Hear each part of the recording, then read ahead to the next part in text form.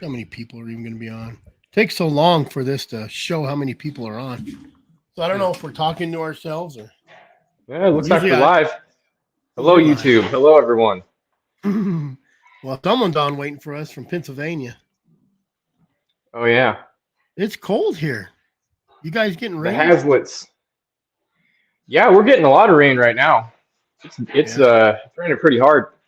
That's actually what, yeah, last week it started dumping like crazy for 4 or 5 days straight, which is good. But I have to do for my dog box that I'm working on. I have to do all my welding outside. Because like I'm in my Yeah. garage right now, and yeah, this is my indoor workspace, and it's You've kind of been a chaos. banned. It's You've been banned from the yeah, house. yeah, pretty much. Um, so that I probably would have had it. I probably would have had this thing done if it weren't for the rains last week. But luckily, I'm pretty much done with all the welding, so I can do everything inside. My cousin's in North California, and they're getting snow on the top of the mountains already. Oh man, It dropped this crazy. Yeah, afternoon. My we old actually lady. we're But starting to get snow up in the Cascades here too. I don't think we're going to get snow in Arizona this year. I think it's going to be just Hmm, cold. But crazy. my old lady made me build a fire this morning. I'm like, really? Oh man. Yeah. Hot. She's yeah. Well, I walked in. She said, "It's cold in here." I blew my breath. I was like, "I don't see my breath yet. We need a fire." So turn the stove on. Put a fan by it.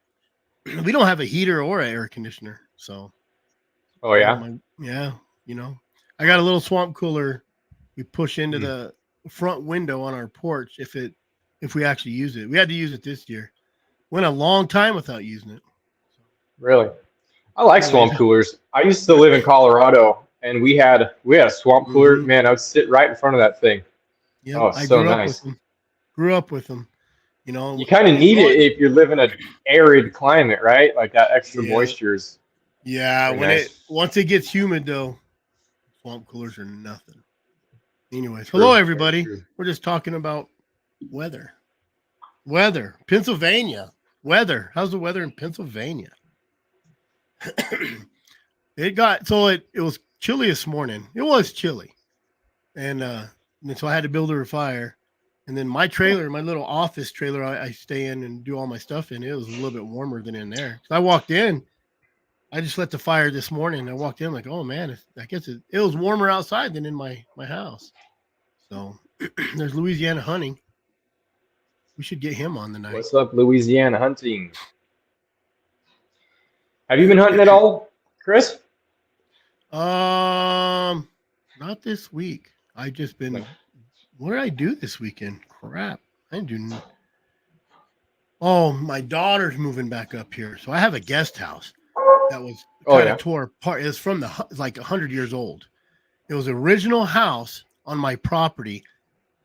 Hmm. So my address is not a real address, and Of as a course private it's not. as a private investigator, kind of handy because I work out of my house. But I have 5 addresses. 4 of them are good. The 5th one was for the original house on one section of land. The house is on my property. You still see I almost said the numbers. You still see the address on that little house. It's all old. The Hmm. house is old. Don't even have a footing. It's wood flooring. Oh, The the huh. the floor kind of goes like this. It's really neat. Little lofted. It's probably 12 or 14 by 30, maybe 25. But it has Hmm. a loft. I framed it up. I was going to build a bar out of it, just a man Oh, cave. cool. And I Nice. was That'd going be to cool. start like Arizona Houndsmen Association, and that was going to be like my clubhouse, or I don't know. I watch Sons of Oh. Anarchy. I get a motorcycle, it'd be my clubhouse. I'm just going to outlaw whatever it is. Bikers and A bikers, hound bike. slash biker club. There's no more outlaw than a houndsman or a biker. So I was going Very to do true. that. Missy's always here, and I got to send my soap out too. I haven't done that. Someone just asked me today, "Hey, when are you gonna do that giveaway?" I'm like, "Man, I've just been busy." You know, I said if I hit 1,000 subscribers, I'd give away a hunt or a ride, or I don't know, Oh yeah. come clean my house for me, something. Oh boy. Dog box on a moped. That's what you got to do these days. Oh, Yeah, that'd be cool. the gas prices. How much is gas over in Oregon? 4.45 a gallon. Louisiana Hunting lives in Arizona. Well, that doesn't make any sense at all now, does it? Yeah, that's what is that? False Change your advertising. channel name, brother. Yeah, you're gonna have to change that name. Arizona Hunting. Louisiana 331. Oh, and he's not in Arizona. I don't know where you're paying 331. It's 4. I'm in Sholo, and it's usually cheapest in Sholo and like Globe or Pace in Arizona. And I think it's 405 down there. That was a pun. What was the pun? It's a gas price, or you live in Arizona?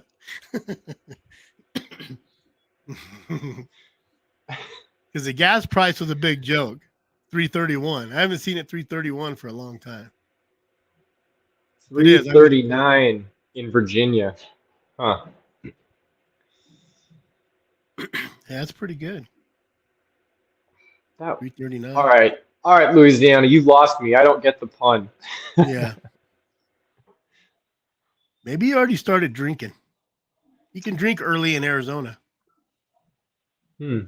Interesting. So I bought some. I'm not a drinker, but you guys know. If you watch my videos, you know, like Really? I'm not a drinker. Like you have cinematic evidence all over your YouTube channel. No, I do now. That vanilla Jim Beam, I really like, and I don't like alcohol. But I just bought some salted caramel Crown Royal. That sounds disgusting. It burns. I just took a sip. I don't know. Salted caramel. I like salted caramel, but yeah, I don't know. Hot and dry. I don't know. I drink some embarrassing stuff too, so it's all good. The pun was Arizona. Oh, okay. I'll drive wherever you're in Arizona. I was gonna drive to get some fuel. Take my 100-gallon tank. Hot and dry. Missy putting in her 2 cents. Next will be Mad Dog 2020. Oh yeah. Or Wild Turkey or something.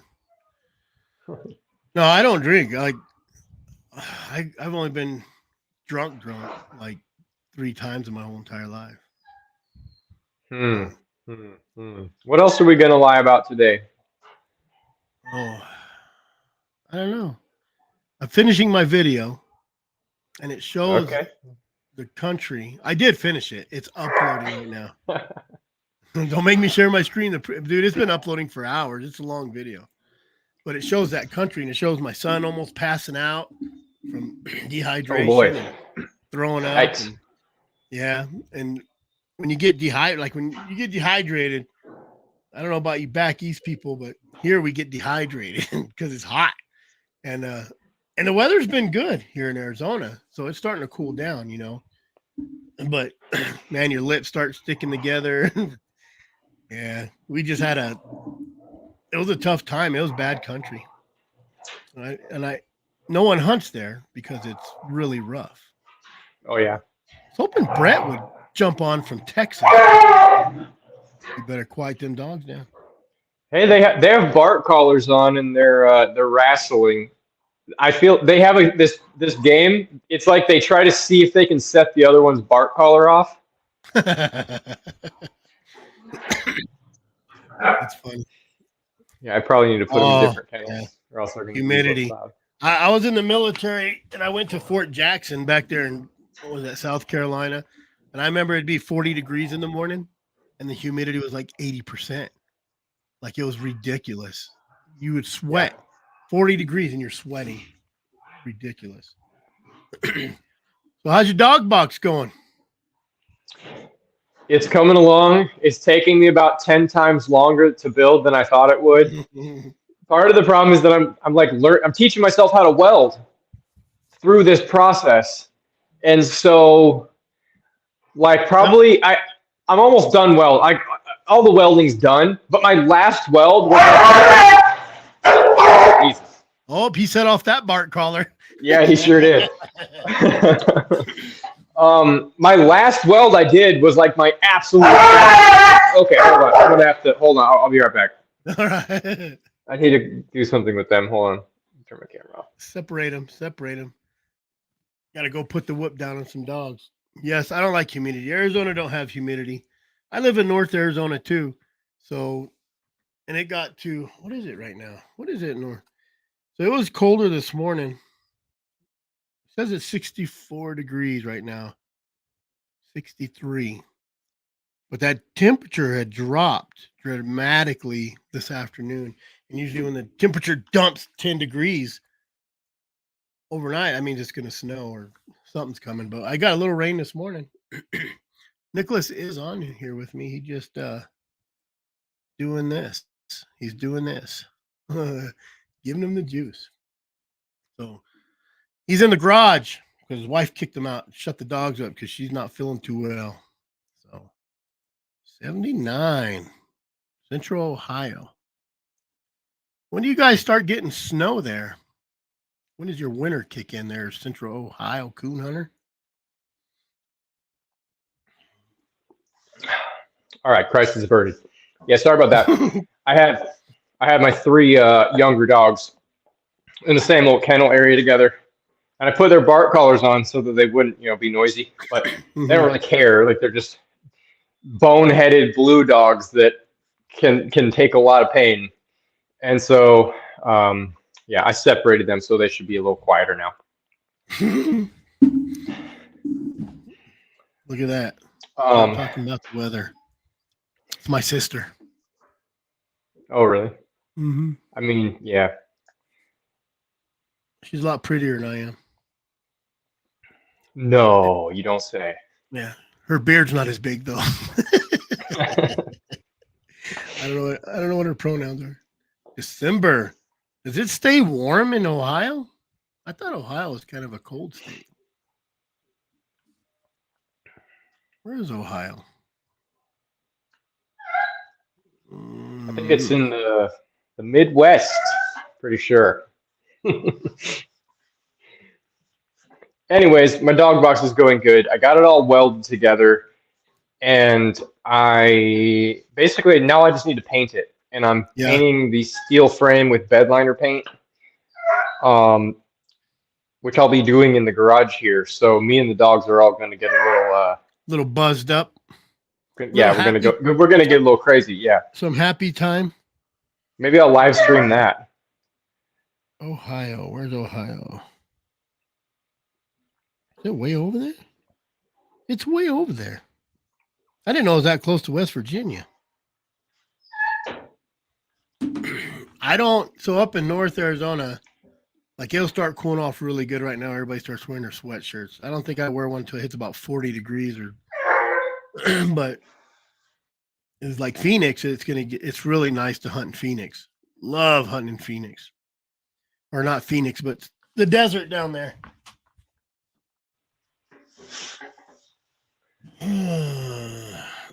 It's real cold in Ohio. I don't like cold. I don't like the wind. In the last 2 days, it's been windy, ridiculously windy, bad. I mean, my trailer moves. Yeah, we get some pretty crazy wind here, and that's when it gets really sketchy to be in the woods because trees start falling down. Especially in the fire areas, Yeah. Yep. But, exactly. It blew my swing over. Like I have a garden swing, big swing everybody sits on, and it blew it. Not just tipped it over, it like blew it over. Oh, man. I don't know what kind of year it's going to be. 85, and it was warm over there today. Still talking about the weather. I know. Hey, they're posted. I'll talk about it. So what are you going to do the top end? Just plywood? So I am doing something called poor man's fiberglass. Oh, and that's right. If you've seen any of my videos, like my truck has this gray cargo box thing on the back of it that I built just to have a lot of extra storage. And I made that, like if you go on YouTube and you look up if you look up poor man's fiberglass, you'll find a lot of videos about it. Most people use it for building like teardrop trailers, like those little homemade camping trailers. And so basically you take plywood or whatever kind of wood, and then you glue canvas to it. So I just used canvas drop cloth from the hardware store. Yeah. And so you glue that down, and then you do another couple layers of wood glue, and then you paint over the top of it. So it makes it like it almost makes it like plastic. So like these are the sides. So this is one of the panels. So this is going to be the side where the dog's heads poke out. And there's going to be a T-handle latch here. And I got gas struts, so it'll flip up and stay open. But it's really just made out of wood. I was wondering about that hole. I was like, why has he got a weird hole? Their dog hit their head stuck in there. No, I got a T-handle. Yeah. Yeah. So it'll be like this. Oh yeah. Nice. Very nice. I'm a dog. Yeah. And so I'm doing the top out of the same stuff. Okay. We'll see how long it holds up. Like it's kind of an experiment. But I'm going to do a couple layers of the bed liner paint on top of that. And I think it'll hold up pretty good. We'll see. I mean, it's just a super cheap way to do it. It's plywood, right? Basically, the top is just the top is 5/8 plywood. So I've put 5/8 plywood on top of my box, put carpet on it, didn't paint it, nothing, and it lasted me 5, 6, 8 years. Oh, really? Nice. Yeah, and the last one I just did, I painted it. Actually, but the OSB seemed to last longer than actual plywood because it did, because it has the formaldehyde in it or something. I don't know. Okay. So if you just put a good layer on it, a good layer of paint or something on it, and then, but it'll last a while. So. What's up, Charlie? I know. Not much. What's going on, guys? Talking about poor man's dog box. Yeah, I understand that. Yep. Talking about Oregon Dog Box Corporation. You should have seen his first dog box that I gave him. That thing was rough. Yeah, that was a good wooden one. That thing worked great, man. I got a good season out of it. It would have lasted longer, but I left it out in the rain in my backyard for a while, and it got kind of rotted out. But there's an old guy that lived in like Tonto Bay. His name was Joe Hott. The guy was like 72 years old, and his rig rack was one of those wire kennels, bungee strapped on the front of his truck. I swear to God. Nice. Whatever works, right? Dog box was like, I don't know, wood from 1920s or something. It was an old dog box. It smelled horrible, and it just looked rickety. But that guy could catch some lions. I tell you what. Nice. I don't know. Maybe the dogs are like, I got to get out of this box, catch a lion. So let's get back in there. But yeah, I've seen some pretty rickety dog boxes. I've always been like scrap business, and I've always just had stuff laying around.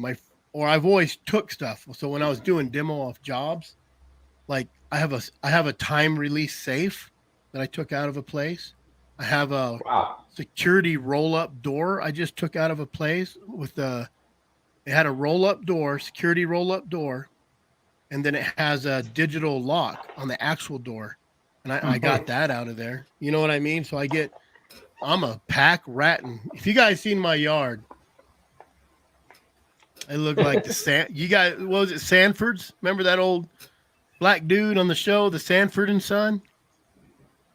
Yeah, it's an old one. Before my time, brother. It's like the most racist show. It's the best show you could watch. Like the black guy that just talk crap to everybody. Back in the good days, like the Jeffersons, when you could say stuff and no one got offended. Yeah, definitely couldn't show. I know there's some old people on here that know what I'm talking about, but no, I just started. So my daughter was moving up. We cleaned out that 100-year-old house, and we're gonna drywall it, put some wood, TNG, make it look pretty. All the stuff I had stored in there is going back in my shop, so I had to clean up all the shop stuff. And all my kids are like, we just need to get a dumpster. But then they start cleaning stuff out. Like, do we need this? Literally, it's a piece of pipe, like this big. But when you're building dog boxes and you're building stuff, you got to get that piece of pipe. And I had it all in a wheelbarrow, and I just went and dumped it in my scrap pile. And one day I'll be out there digging. Like when I make my steaks, I take a concrete stake, the round ones, and I'd get a 3-footer just so I don't pull them out. And then I weld like a washer or something on it, and then I take a piece of pipe, set it on that, and weld another washer on top. And then I weld a hook to it so it don't get tangled up. So all that little pipe and stuff. Save your stuff. Save your stuff. Cheap. My mother is Jewish. She passed down her cheapness to me. And my dad is Irish. Awesome. So I'm not very good at garage sales. I'll fight you to bring that price down, I'll tell you. But yeah, and I built a lot of dog boxes out of, I tore down a Payless shoe source. I have a 30-foot horse trailer I paid $100 for. Has a bed. I put a wood stove in it. I built, it's about as wide as a 2-horse trailer, but it's like 2 of them. Wow. I took the front part and I took all that framing out of those shelvings and I built the 2-horse part to it. So yeah, that was my first welding with a wire welder back in 2003 or 4. Yeah, that's when that's what I'm using. Flux core wire welder. Yep, that's a kind of cheater way. Once you get you a stick welder if you want to know how to weld. Well, no, the welder I got, it's flux core, but it also has the hookups to do stick welding too. Oh yeah. So I love stick welding on. I got a big welder. My son bought it for $150 from a guy, and he replaced a cord on it. And the fan don't work. The fan don't work is all it was wrong with it. But it's probably $1,000 welder, big 220 roll around. Welders are expensive, man. He put it in. He actually went to see it, and it looked smaller in the picture. So he put it in back of his Corolla and squatted his car. It was so big. But yeah, we got 2. I bought another Lincoln for $100 or a Century welder. Same thing, gas 220. Yeah. But when you run that 110 welder and you get on a 220 welder, you tell the difference. But I build bumpers. I build bumpers and trailers and big stuff. But even your welder will weld probably up to 1/4 inch. I bet 3/8 inch. And you'll probably never weld nothing that big unless you're building a bumper. I'd like to be able. I want to build a bumper for my truck. I think that'd be kind of cool. I figured that it'd be nice to have the stick option because can't you weld like thicker stuff with the stick? Yeah, guys, you just got the 110 welder, I'm sure. Oh yeah, I don't have a. Yeah, I got something that'll weld like 1/2 inch steel. So. Oh damn! But I got a big shop, and it just sits in there, and I have gas on it. Do you have gas on yours? Oh, no. Does it gas? I didn't want to mess with that. No. Oh, yeah, you do. It was $130 off Amazon. Yep. I tell you what, you weld with that gas. You can't really weld in the wind outside. That's the only kind of bad thing. But when you weld with that gas, you don't get none of that slag you got to chip off. I know. Yeah. That's why it takes so long. Every single freaking weld, you got to God, it takes forever to clean it up. And then I kept burning holes through the freaking tubing and I have to patch up the holes and grind it down. And well, it's a learning experience, but. See, I told you someone knew what this show was. You said you were learning to weld. You're not learning to weld. You're welding. When your crap starts breaking, that's when you're going to learn to weld. Oh, right. Yeah, there we go. Yep. When it doesn't hold together. Yep. Dog boxes. It's turned out pretty cool. Maybe I can. I don't know how. It's hard to. I know you can't turn the camera backwards, but let's see. Point it at it. Just point in the garage. Let's see. Okay, so here. Boom. That's the front of it. Look at them fancy doors and them fancy T-handles. Yep. Nice. Boom. Nice and smooth. And I got the let's see, where's my hand at? Oh, Boom. Bullet hinges, baby. Oh yeah, we're deluxe. But okay, so Nice. let me see if I can explain this. So this is the rail. It's not attached. It's not attached, obviously. That piece of plywood back there, what I did was, so I took this tubing and I made a perimeter. I welded together the perimeter that fits around the top of the top plywood. Yeah. And then I welded my rail directly to that. So it's going to be like one piece. And so I have it so that the top plywood is just going to slide into this. Perfect. Yeah, it's pretty slick. It actually turned out pretty cool. Well, that way you can change it out. Exactly. And then I don't have to use any nails or I don't have to use any screws or anything on the wood. So, What do you got in the middle? What do you got in the middle for your supports? Anything yet? Do you got some bars down the middle? Not like in the center, no. Yeah, you probably need to throw something in there. Just a couple. Like a vertically? Yeah. Just another piece of tube right down the center. Just to keep that, because that plywood will sag. Well, I'm putting, so, well, no, it's got a cross. It's got a four-way, it's got a cross. It's fully crossed over. And then I'm putting just, in there. I do have support. Yeah. Crossways. Very nice. Is it going to have a center divider? Yeah, I'm just using wood for that. Yeah, just plywood. I never put a center divider, but I set mine up for it this time. And I need to, because when you get a jip in heat, oh my God. You don't have to get a dog hurt and you need to separate them or something. Yep. Or you just get some mean dogs. Sometimes I've had brother dogs. I was at some hound trials. Somebody brought a jip in heat. And these dogs have never fought in their life. And at this time they were 6 or 7. They were older dogs. And I've ran them together. Trees in the dog box. I'm talking sleeping in the dog box. Nothing. I walked by, my Andy dog jumped on my dirty dog, and it was the biggest fight. I just had my Tundra, this one I have now, 2 weeks old. I've never beat a dog that bad to get him apart. I hit him in the top of the head and knocked him out. He hit the ground and passed out. I pulled him away. He woke up in this short amount of time and grabbed Dirty's foot that quick. I picked him up and turned and threw him to get him away, and he hit my front fender of my truck and dented it. And that pissed me off more than the damn dog fight. 2-week-old truck. So every time I look at that truck, oh boy, I see that he's gone now. He got like a strep A is something in his skin, and his back leg skin just fell off quick. Like he got fight with a coyote, spurred by an elk horn, the vet said. But it was a tiny little hole this big. My daughter sent me a pic that put some pheromone on it. She did. Next day it was like this big. I'm like, whoa, is he licking it? Next day, she got home and it was hanging off his leg, like his whole leg skin. We had to put him down because I guess whatever that was, strep A, whatever it is. It was bad.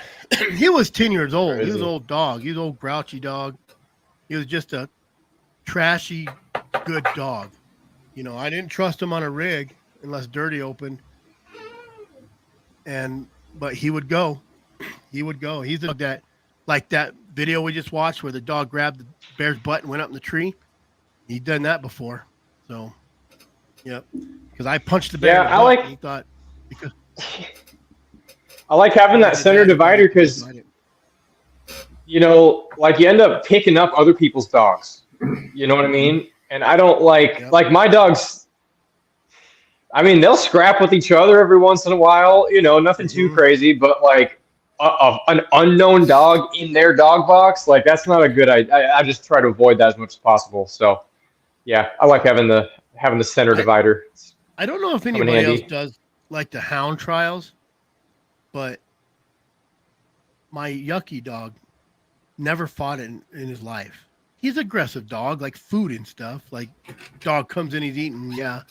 But he never fought at the tree, never fought in the box. He hasn't fought in the box yet. But ever since, this year on the hound trials, I had 3 dogs jump on him. Racist damn dogs. I don't know why. One was his sister that I gave a guy. And she literally at the water race, I let go. She went over, jumped the cable, landed on him and fought him. And he's like, I'm young. Like, I'll kick another guy's dog. I don't care. And another one was a red bone, let go at the coon drag, and the dog went right over and jumped on him. Because maybe he wanted to be the only red dog. I don't know. Damn red bone. But this year, that last bear I treed, he jumped on a couple dogs, man. I had to light him up good. I don't usually do it at a tree, but he's old enough. He knows what he did. He knew what he did.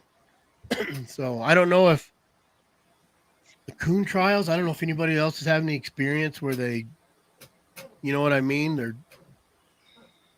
we have that get jumped at the coon trials. I don't do our coon trials aren't like you guys is back east or any of probably Oregon. We literally have like 10 to 15 people that show up, except for August when you have a big raffle, and then all of a sudden everybody's a trial guy trying to get those prizes.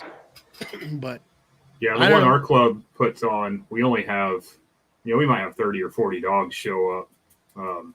But we see fights every once in a while. I think there's just so much going on, so many people. I get it. Different. I think everybody's amped, and they just get excited. Yeah. I don't know. No different than a concert.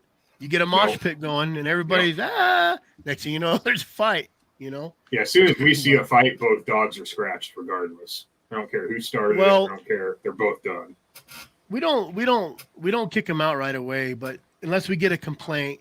But there was this one dog that did it a few times, not just to my dog, a couple other ones. So we kind of said, hey, you run your dog, but you if he does this again, you're going to muzzle. He's going to have to be muzzled or out. Like, I don't want to do it. And then a guy brought that one in heat, which why you do that anyways. Maybe I brought dogs in heat. I got there. I'm like, oh, are you serious? They weren't in full heat. But you let them out of the box and, the dogs start licking them up and bringing them in. So I was like, damn it. So, yeah. I don't know. Dogs can be complicated. Trials, yeah. Someone asked me, who is it? Oh, he asked if I found my dog. No, we found one. The old one never came back in. So. Bummer. Viking funeral. Well, Viking funeral. You know what I mean? He was an old dog, and he's a dog. He was the only dog that we couldn't call off a tree. So if he's alive, he's still out there treated. But I told my son, it's my son's dog, and I didn't breed him. And I was going to breed him to a gyp just a couple months ago. And I said, well, I'm going to wait. I already got a litter on the ground and blah, blah, blah. And we didn't breed him. But I told my son, you watch. When you write him off, you're going to get a call. Say, you're missing a dog. We're like, it's going to be that old son of a gun. So, yep. No, we've been. Was that from that day when you were up in that rough country where you were live streaming from? That was Saturday, yeah. So that was last Saturday. Last Saturday, not this past Saturday. And my son went back Sunday, found my dog. I went back Monday and hit all the spots. We didn't go Tuesday, and then I went back Wednesday. I had PI stuff to do Tuesday. I went back Wednesday, and I dropped dog food like every spot that we crossed. And but here's a kind of freaky story. In that video, if you watch my last video, we went across the guy's property. He's grouchy, has a bunch of military stuff there. Just a grouchy old guy. Like, I tried to talk to him one time, and he just walked right by me at his gate. And I'm all, are you rude, son of a whatever? So we're coming across, and we did come across. We rode right through his shooting range, for one. I'm like, seems like a bad idea. Kind of scary. But I didn't know he's on private property. It's not marked on that side. Come back to his property, and I'm like, dude, I don't see no tracks. We're going right through his property. What are you going to do? Tell us whatever. We're going to get our dog. But we went through his property. What's he going to do? Shoot us? My son went back Sunday. Mhm. Hey, those there's like military stuff all over, old military stuff. I'm like, so we went around his gate because it just had a gate, and I rode around it. And I went back. My son went back next day, sat at his gate, calling his dog. I went back Monday, and I heard a radio, but there was no tracks in or out of there. And I went back Wednesday, and I heard a radio again playing the same song, like he has it set up on solar, maybe. So when it's sunny, it was cloudy when we were there. It was sunny. Maybe it kicks on, and like somebody's there. Kind of creepy. Old Vietnam songs creepy. too. Old 70s songs. Yeah. Probably some old vet. Cool property. So Get him on the live stream. I do it. I would if I could get him to talk to me. He's just one of them hermits. But he hadn't been up there for a while. So, but no, that dog is, I don't know. He could go up to the rest area. He has the river. It's not like he's out of water. He went down to the river. Oh, I think our internet's glitching out. Mine is. Happens. That's the first dog I've ever lost. Ever. Nick and I almost had a dog stolen out of the woods one day. I wrote one off and got a call on him.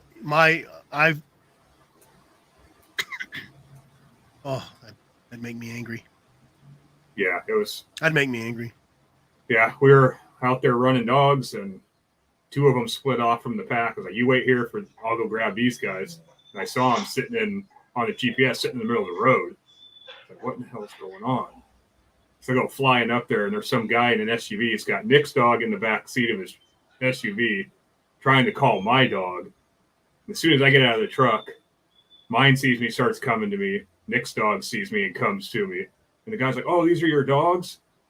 And by the time I grabbed him and put him back in the box, he was taking off. So, yeah. Like, yeah, what are you doing?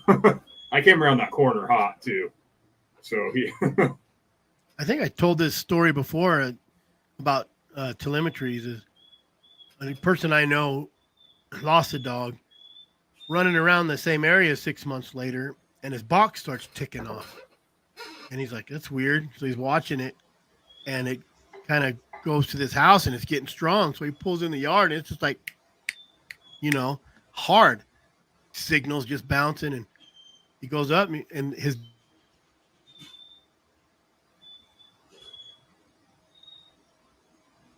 Froze up. I think we lost it. Did I? Can you hear me? Okay. There we go. Yeah, you froze up. I can hear you, but okay. It wasn't on my side. As long as you can hear me. So they go to the shed because they're clicking, trying to find, and his collar is hanging in the shed. The guy didn't know nothing about it. Didn't put the magnet back in. So it's always good to have good batteries. 6 months later, and like even right now, I'd love to have my telemetry on it, because then at least I can know where he was. I can go down there and get the other collars at least. You know what I mean? Pick them up. Yeah. And it's a lost. I hunted with the guy when I first got my GPS.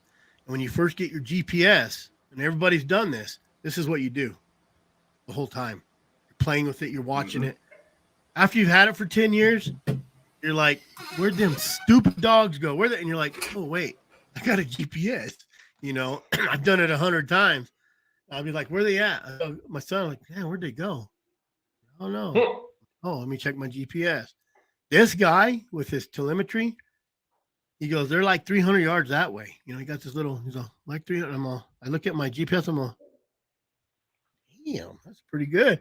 And later you check it, he's all, like 800 yards.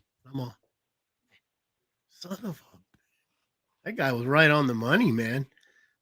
So if you get telemetry, everybody should still run telemetry, honestly.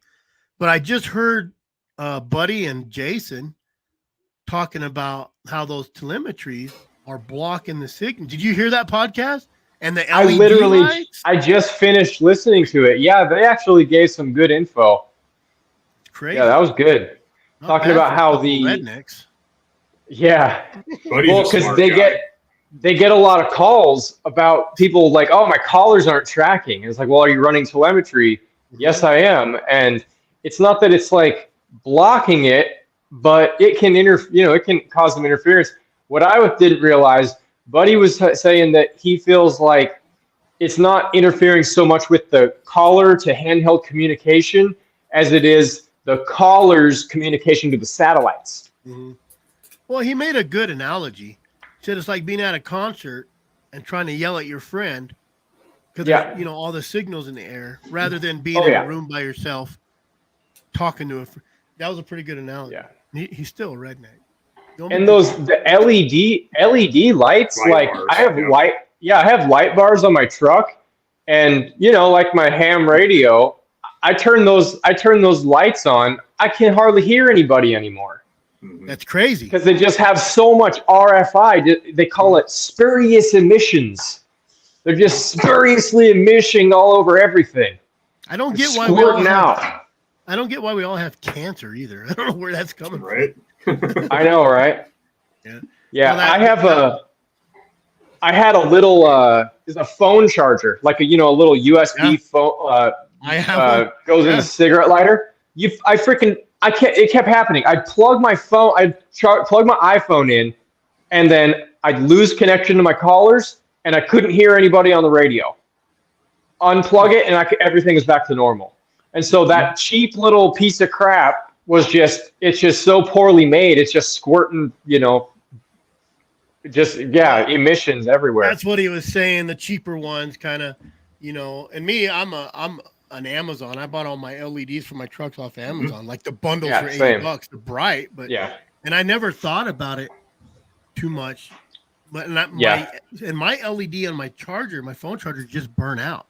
But I've been using my radio. I just wonder if I got a couple radios that are very non-FCC cranked up. Here's a question about the Garmin real quick. If I hook that Garmin to like a whip antenna, because what I used to do is touch my Garmin antenna to my 102-inch whip antenna, and I would pick up dogs. Maybe because it sucked in. We talked about it before. But if I have a connection where I can hook it straight in to my to that whip antenna, would that? So you could do that as long as you're not transmitting any training commands. You should be fine. Because what will happen if you transmit the SWR is going to be way off on that 102-inch whip. So you could basically you have the standing wave ratio. So you have these standing waves that they're not getting sent out as radio energy. They get sent back into your alpha as heat. Oh, so you could burn it up. And so it'll burn it up. Yeah. So that's the main thing. The ones for just the for receiving like it. 40, the ones for the alpha are like 46 inches, something like that, 47. Yeah. Yeah, as long as you don't transmit anything, technically you should be fine. But it makes sense. Like the more material you have up in the air, like the better it'll hear. Yeah. Well, yeah. I want to make it either by sends from the top, receives from the bottom, blah blah. Yeah. I want to get a directional antenna for my alpha. They make those they call it like the beamer or whatever. They sell them on Dogs Are Protected. But I mean, it's nothing new. It's just a Yagi antenna. Do they work? Yeah. Supposedly they should. Do yeah. They work? The main thing about those, the reason why those are nice is because it has a stronger signal going forward, and then it's basically deaf going backwards. So instead of like picking up, signals 360, it's just like you're only listening like this. It's basically like going like that. You know what I mean? My favorite antenna was the telescoping one, and they had the wire on it. The only problem is those wires were solid wire. Those are a solid copper wire in there. so they'll break. Break pretty easy. Yeah. Yeah, so if they did some sort of braided wire, it'd last, but I always had good luck with those. I've had people lose their dogs and I show up and they're like with their antenna, here, try this one. It's like, boop. But they used to be like $60. But you know what I'm talking about. I had the antenna you pull out. Yeah. I've got one. I like those. I really did. I don't know how they work on the alphas. I'm a 220 guy. I just started using my 100 I've had for 2 years. So and then I got you helped me get it updated or like update it, and I did all that. I'm like, oh, and a guy called me, Bryson. He's all, hey, just update those. I'm like, oh, I'll try that. Sure as heck, they started working. So yeah, Go figure. but I wish they would come out. I know Buddy was talking about a telemetry with your Garmin that would work with them. How great would that be, though? Yeah, if someone But you made it can where it pick up didn't interfere at all. the Garmin's, If they're still working, yeah. but you can pick up the Garmin's on your telemetry, can't you? Mm-hmm. Yeah, you can. Well, Yeah. You'd have, if you're talking about like an actual tracking box, like it'd have to be on the same frequency. But like I can take my little Baofeng radio, my little, That's what I was saying. the $25 Baofeng radio. Yeah, you have to unlock them so they can, use the full frequency spectrum. But yeah, as long as you put it on the right frequency, it'll pick up the little pings. George, What's up, George? You just look tired from working today, I'm sure. Working. But yeah, working. I think I got everything right. You hunting today, George? Or were you actually working? No, well, basically today I run around getting stuff ready. I'm gonna give the dogs a week break from work. Yeah. Or Virginia. Yeah, go ahead. And they don't. You could take them out tomorrow. They act tired. Like my dogs were wore out that Saturday. Right. But on my way back, my GPS died. I'm like, these sons of bitches will take off. Oh If yeah. they get something, they'll take off and they will run the exact same thing they did just now and kill themselves. So I was constantly yelling at them, stay here, stay here, stay here, But yeah. Yep.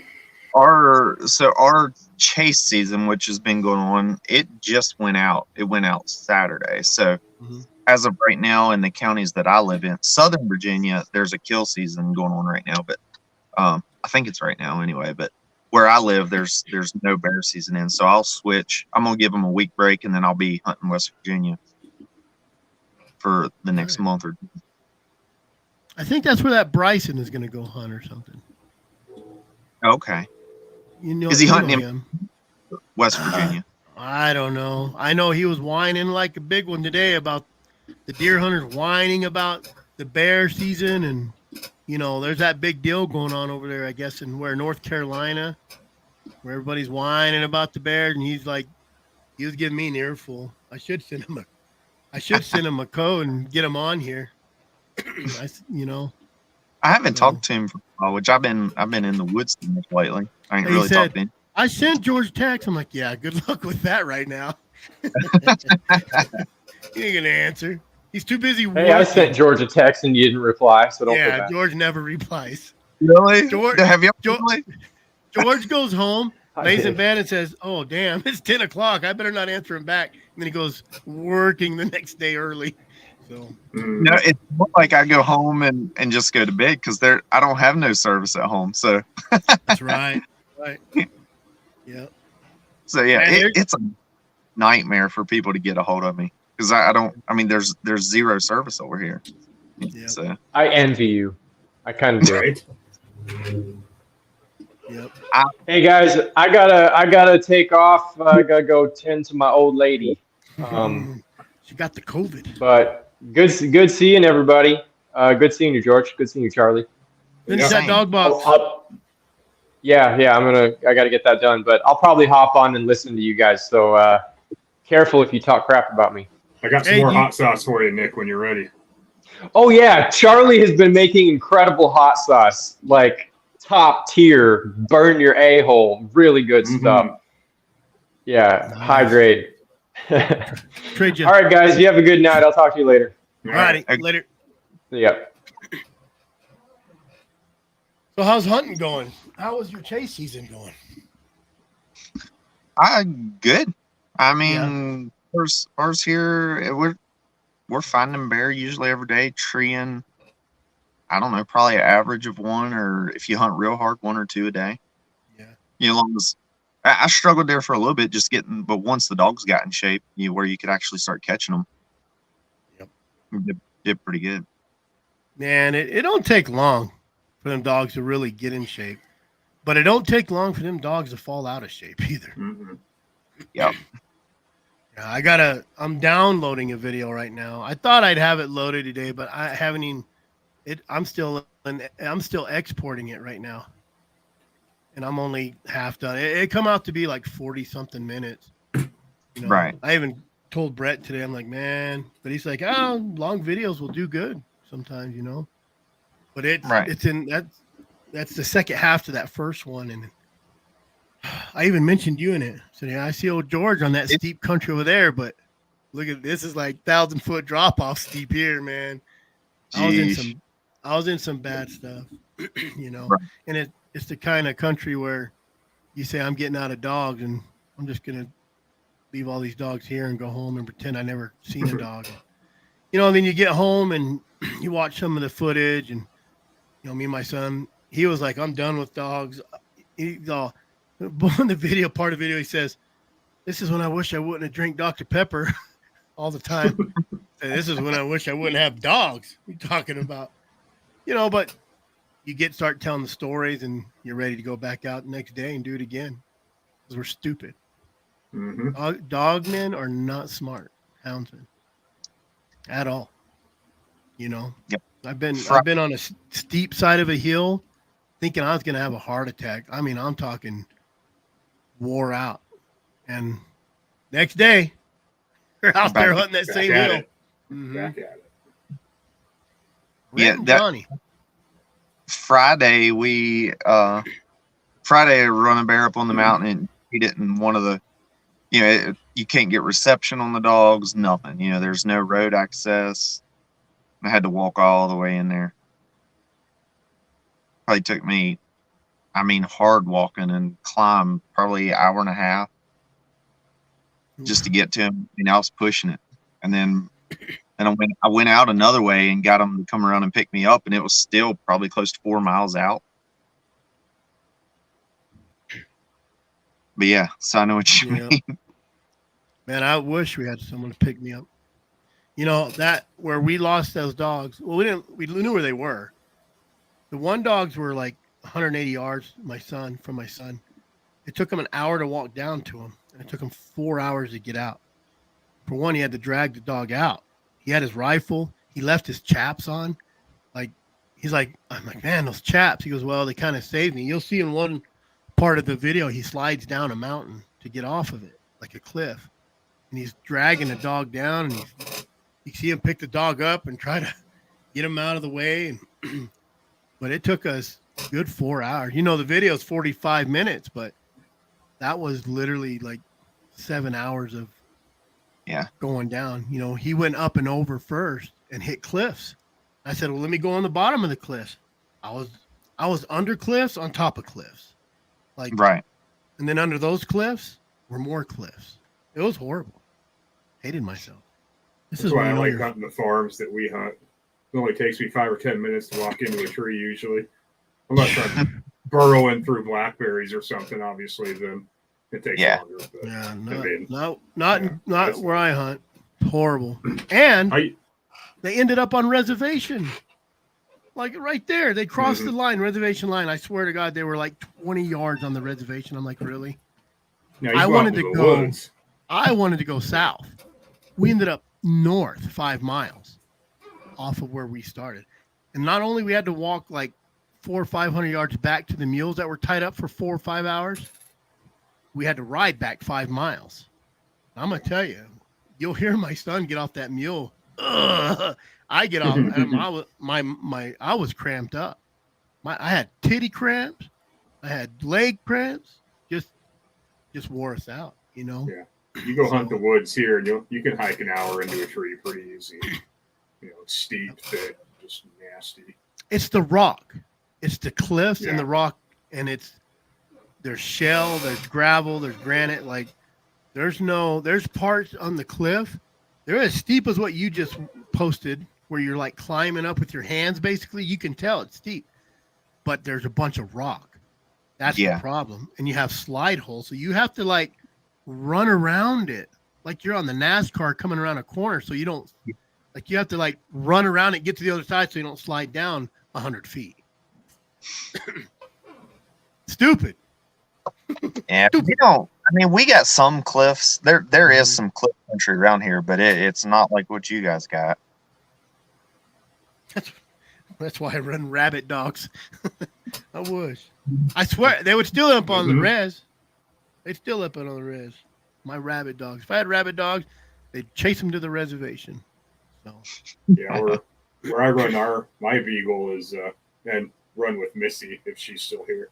It's an old World War II military base that they decommissioned. I mean, you can still see like foundations of buildings and stuff, but it's literally, roads, cross section roads with blackberries in the middle of them.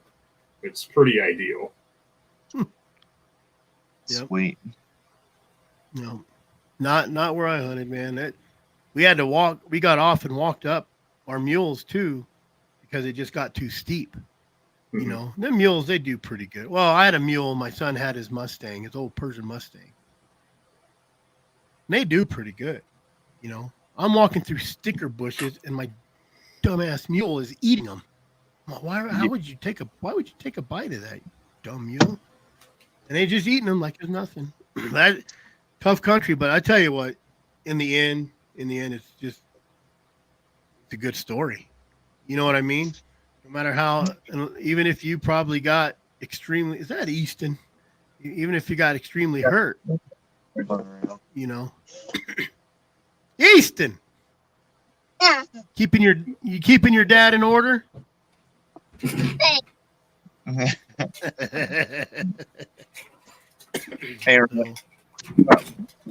what ain't gonna be on here long? She wasn't feeling good. Seems to me, and run to the dump to try to catch up on all the phone, and see all my messages and all that good stuff. Yep. Who's not feeling? Oh, what? Jamie, my wife. Oh, Nicholas's wife is sick too. Got the COVID. Oh, really? Mm-hmm. I got you. Yep. Well, I take so much vitamin C, I pee orange. So.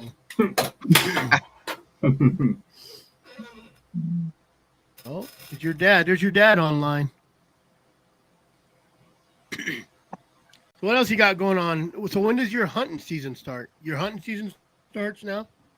Yeah, so actually we had a youth deer day, which was Saturday and Sunday.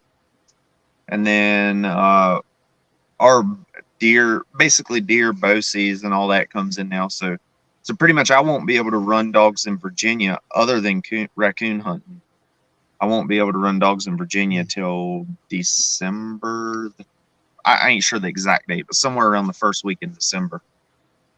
Damn, a long time. So, but I'm pretty lucky though, because I'm right next to the West Virginia line. So I'll just hop on the other side of the line and keep on hunting. Do you have to buy like an out-of-state tag or something, or? I do. So for West Virginia, it usually typically costs me right under $200 to buy out-of-state license. But for me, it's worth it. Yeah. You know, if they did a pursuit tag here, I'd pay $500 for it to pursue all summer just to go keep my dogs in shape. You know, because they shut down lion here too. So I mean, I could go run raccoon or whatever, but in the off months. But you can pursue raccoon all summer, and then back August. I think August kicks back up where lion. August or September, all kicks back up where lion and bobcat and everything kicks back open. And the 1st of August, bear kicks back open, like the first weekend. So you run bear for 2 weeks, rifle, 3 weeks archery. That's what they did this year. So That's pretty good. I could have went, like I say, I could have went to southern Southern Virginia. I could have went to Southern Virginia and run dogs just a couple more days because it's an actual rifle or kill season Mm-hmm. coming in. I think it's Monday. I'm not sure the exact dates, but I typically don't worry about it because for one thing, we ain't worried about killing them anyway. And down there, and it's a lot of people. So I'd rather just keep on hunting around this in far West Virginia side. I'm gonna try to kill one this year. I haven't killed one since 2010. And I had clients this first weekend and they canceled out. So I might just hunt for myself. And my boys, they turn 10 next year. So they'll be able to hunt big game, you know. So they'll fill their tags first. So under 10, are they allowed to hunt? Really? No, got to be 10. And then you have to have it's 14. You don't have to have nothing. But 10, you have to have a hunter safety course in Arizona. So I'll get them their hunter safety course and they can hunt big game, which is cool because like we have an over-the-counter elk hunt right basically in my backyard. And the first month is like, or a couple months is cow or bull.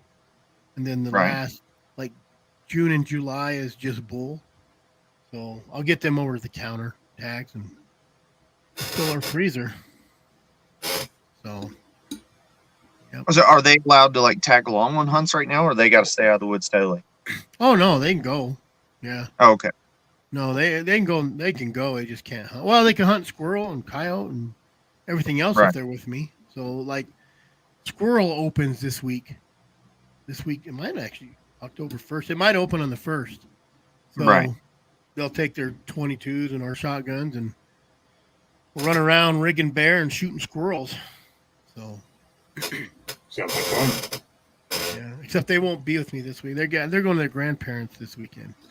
So it's just going to be me, my daughter, my son. I think my dad's coming up.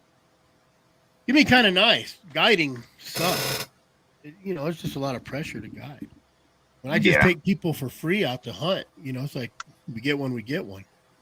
So, I took that guy an archery season. He stopped and talked to us. And I said, hey, you got a bear treat if you want to walk in. I said, if it's a good big one, if it's a big enough one, you can shoot it. We're not going to waste our tag on it. Not right now. So he walked in. It was just a little one, but, he never been behind hounds and he had a blast. So spreading the word. So hard to do these days. Hard to do these days. Oh, Colorado's getting hammered. Mm-hmm. I don't know if you've read any of that stuff. I haven't kept up with anything lately. Oh, it's ridiculous. We outlaw the trophy hunting. They had to use trophy hunting and how it's not beneficial to shoot mountain lions or anything with dogs, mountain lions, bobcats. It's not beneficial for anything. It don't help nobody. And it's a big dumb thing. Animal activists have no clue what's going on. That's like us trying to do a makeup tutorial. Like, we just don't belong in it. So, I don't know. Man. Yep. So when are you going to West Virginia? So I will give the dogs need a break. They don't think they do, but they do. They need it. So I'm gonna give them this. I think I'm gonna give them this whole week, or at least till Thursday, probably. So. Oh. Uh-oh. I think and he's back. He popped out and popped in. I know. I ain't sure. It's hard to tell. I'm hooked on the Wi-Fi up here at the dump. So I'll be hunting back regular, probably like at least 4, maybe 5 times a week if possible. Nice. As long as I can keep my work done. How far is that from you? How far do you got to drive to do that? Let's see. West Virginia. So where I live, West Virginia kind of hooks around me. So I can be to one park in probably 15 minutes, and then another good hunting location in probably 20 minutes. So Well, it ain't it's too not bad. Yeah, it's not bad. Not You bad at live all. right there on the border, then, huh? I'm pretty close. Yeah. Well, how come you don't move over that way? Nothing there. So the way our mountains run north to south, to get to West Virginia, I just got to keep crossing mountains west. So, and all my work, typically, and the biggest town close to me is east of me. So, so basically, the closer I go to West Virginia, the more mountains I got to cross to get to town. Oh, gotcha. Yeah. So, Just win which that Powerball. hey, but I'm not throwing it out. I mean, if I find the right place, because if I move, if you're a resident of West Virginia, you can legally hunt with dogs year round or almost year round. So for bears, so we'll see. Get a PO box over there. So yeah, I know. I've got some in the works. We'll see. Good deal. Good deal. Yeah. So, and are you renting that property you're on right now? You're still looking to buy property, right? So yeah, I'm looking to buy that. So long story short, when I got out of my last piece of property, sold it, and then basically I'm in between houses right now. So another local houndsman, he got a hold of me, and actually he's letting me use his whole property. Nice. So he really bailed me out. I mean, that was, you don't hear deals like, he just let me move right in. And there was no getting out of that last situation. So It'd just been too hard to fight it, huh? It would have been too hard. And I mean, I know we're on this right now, so I won't say too much, but I'd have opened up too many cans of worms for other hound hunters in Virginia. Gotcha. If I would have started fighting it, especially if I'd have started fighting and lost or anything, then a lot of other houndsmen would have been in the fight. Just a fight to walk away from. Yeah, I mean, it hurts your pride doing that, but if, like I say, if I would have, it would have ended up in the news and all that, I'm sure, if I'd have went and had a big court case. And then, like I say, there's a pile of houndsmen that are in the same situation that I'm in Virginia, but these laws over here, people don't really know about them. Is this all the is this like the kennel laws and stuff? Yeah. Can you guys have dogs on chains? So no, you can't. You You're can't have to. Yeah. Now I think you can, like, if you take a dog outside of your house, you can hook it on a chain for temporary. Yeah. Just real temporary, and then you got it. But yeah, so there's the chain law. There's the dog limit. How many dogs you can have per piece of property. Yeah, so, they did that. They do that here. They don't enforce it unless you have a bad neighbor. Right. And my neighbors are too afraid of me to make a formal complaint with their name. So I'm that crazy guy that's yelling all the time next door and has all the junk cars, and my kids are running around in their underwear, So, and if there's no complaint formally, they can't do nothing about it. Right. Here's kind of a funny story. Is a long while back, the dog guy, the county dog guy came to my house. Right. My ex-wife, here's his number, and he calls me. He says, hey, this is blah, blah, blah. I have a complaint. I said, who is it? He goes, well, I can't do nothing about it because it's not a formal complaint. It's anonymous. It's always anonymous, And I said, he goes, how many dogs you got? I'm like, 3. He's all, 3 dozen maybe. I was like, what? No, when I left this morning, I only had 3. He was pretty cool about it. It ended up being my daughter's baby daddy's father. Later on, he's like, I remember you, and I had, but he couldn't do nothing about it. Right. Because, and then they go through that whole kennel license law, which is just stupid. But they're a sporting dog. They're a working dog. So there's like a gray area here. And the whole temporary, they can be on their temporary. And I'm like, they are on their temporary because we go hunting. They're not on their full time. They're just waiting for me to go hunting, you know. So you can get around that stuff, but it's the Karens. It's those Karens that are going to get you, and they won't stop.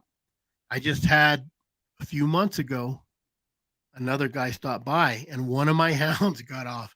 And this is the bad thing about branding your hounds, is he followed that big red hound, supposedly knocking over a trash can, which he might have been. It was yucky, and it had a big W on the side of his rib. And I'm all, you sure that's my dog? He's like, oh, your other dogs have that same mark. I'm like, what? You know, same thing. And I had a dog that I messed up. I was doing a chicken coop.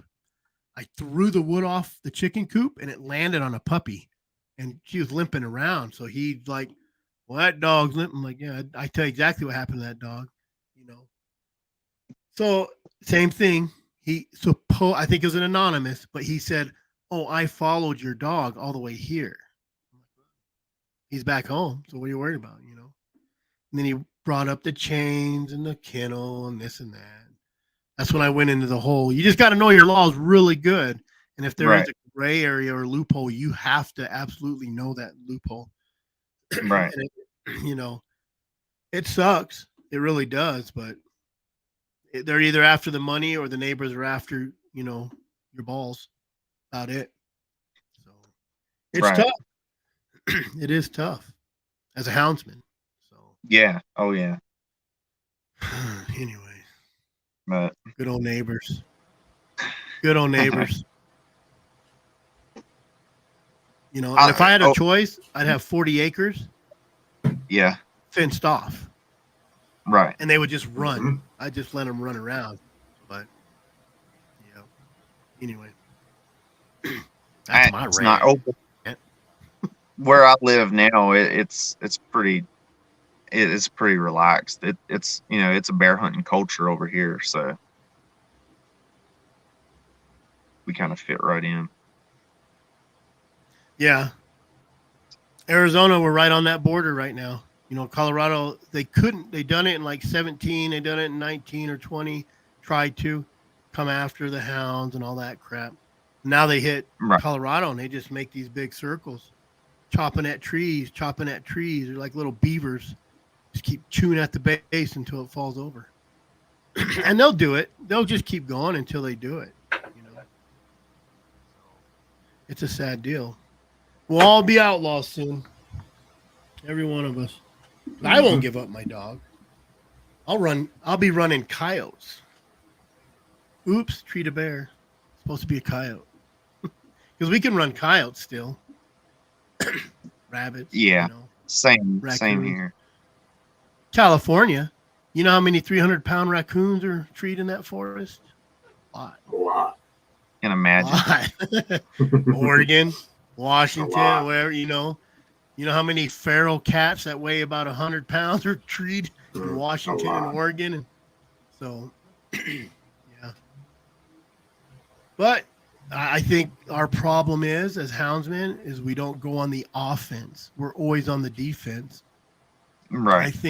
I think every state should throw one guy in on some sort of organization and start doing some not OnlyFans. What is that? GoFundMe. OnlyFans will work too. It'll probably get more money. Get them GoFundMe. And because the HACES, the Humane Society of the United States, those guys got $1.5 million in a bank just to fight stuff. And that was years ago. I don't know what they got now, because it's easier to get money for a poor little putty cat than it is sex trafficking children. Right. It's ridiculous. Animals are all your rescues. Most of them are just crooks, you know? So we just need to go on the offense, period. Yeah. Here in Virginia, I just accepted, well, I say just, it's been a little while now, but I accepted a position in one of the local, basically it's an organization that's kind of, we've got a couple organizations that are pretty decent here in Virginia. And I've kind of tried to step into the politics side a little bit more. Boy, it's a nightmare. I don't like makes you sick. It makes you sick to your stomach. In 2017, they were in Arizona saying we can't use hounds to kill lions, Canada lynx, ocelots. We're like, okay, for one, there's no Canada lynx in Arizona. For two, ocelots are already illegal to kill. And for three, you Right. can't hunt these lions illegally. Like, illegal hunting is illegal hunting, whether you can hunt them or not. Right. But they do. They got these pamphlets that are full of lies. And there was a guy who made the exact same pamphlet and was passing him out. He would go stand next to those people, pass out the same pamphlet with the real, look just like theirs, but it had the real truth in it. That's what you got to do. But I think if every state put one representative, and just like a Congress or a senator, or just to run one big united houndsman association, just to hammer these idiots. I mean, these Right. people are just make believe they have no clue about conservation, where the money comes from for conservation. They don't have no clue what can be hunted, what can't be hunted. So all they see is trophy hunting, and they always use trophy hunting. And they put in that thing that you can't, no one eats them, no one does this. And it's like, God dang, you're just making stuff up. That's all they're doing, making stuff up. But it's easier to take a non-hunter, turn them into an anti-hunter with one video. Oh, One yeah. video. Than it is to take a non-hunter and turn them into a hunter. Right. And That a lot of we stuff need to works, make right? some of those sad-looking hound videos. Yeah. What's that? I would say a lot Go of, ahead. in a lot of stuff, we are our own worst enemy. Mhm. For some of the stuff that we Oh. post and stuff. And That's why I don't post Man, any videos George, I've of been in- shooting out.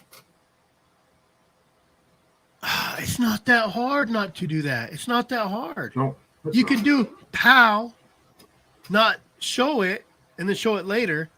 I've been in arguments, no lie, on the internet. I'm like, and I'm polite at first. Right. I'm like, hey, you probably shouldn't post that video.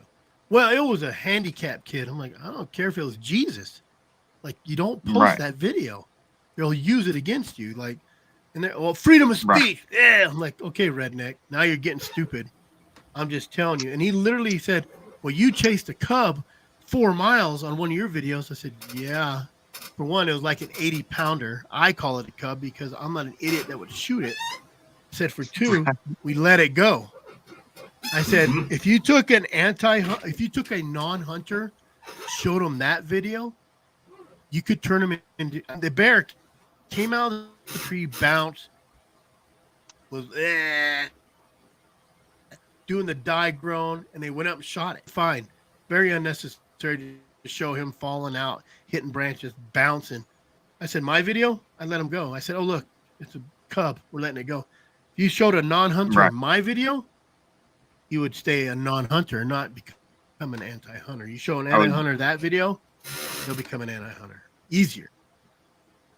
So I know just in my personal videos, I've got on this before. Sometimes I've wondered, but what I've found out is it's the way some of the stuff you can show a little bit, but it depends on how you lay it out and then how the music play with it, like the tone you set. I was expecting the last video I pushed it a little too. I kind of considered maybe a little too far, and I was expecting some hate mail, and I was ready to take it down if need be. But shoot, it went over great, so far. So, but yeah, it seems like when you add that hardcore, I mean, I'm not speaking against it, whatever one, but when you add that hardcore rock music, falling out of the tree and Downs roar, the dogs roaring, it just, everybody cheering, like, yeah, something still dies. Like, people don't understand that we grew up with it. You know what I mean? I'm going to eat it anyways, but I'm going to process that. I already processed that. It's those people, like I said, it's the non-hunters. You don't want to turn into an anti-hunter. There's a lot of respectful things you can do, but when you shoot a bear and it comes out and hits every branch, probably shouldn't show that when it does the cartwheels back. Like, I don't even like what I'm like, oh, dang, that's Yep. not how you want it to just be a quick shot and it's done. You don't want to Oh, yeah. show it groaning on the ground or, pigs are another Dog- thing. You can go whack dogs pigs fight all day it. long. No Yeah, one you don't cares wanna show about dogs pigs. fighting it. Mm-hmm. Yeah. And everybody lets the dogs go up and chew on it a little bit when they're dead. But Right. you just don't want to show that. You really don't. And you don't have to. You know what I mean? Right.